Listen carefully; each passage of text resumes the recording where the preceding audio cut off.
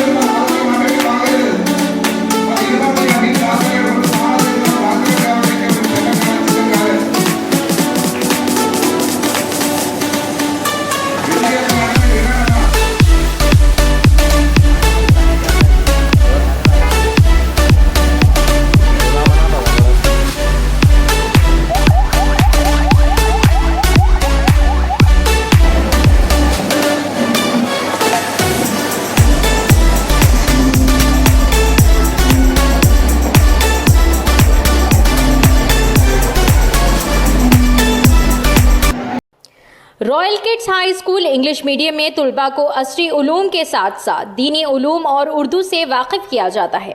Correspondent school Abdul Qadeer retired principal government DIET college के मुताबिक school में माहिर व तरबियत याफ्ता असातिज़ा की खदमात हासिल की जाती है और कुशादा क्लासरूम्स और प्ले ग्राउंड की सहूलत भी हासिल है।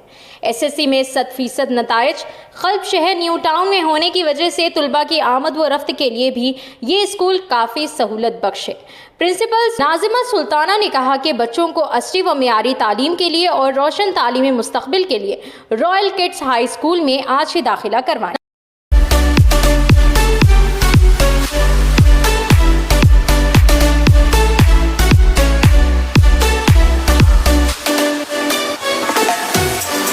इसी तरह की खबरों के लिए देखते रहिए आपका अपना पसंदीदा चैनल CNN उर्दू न्यूज़।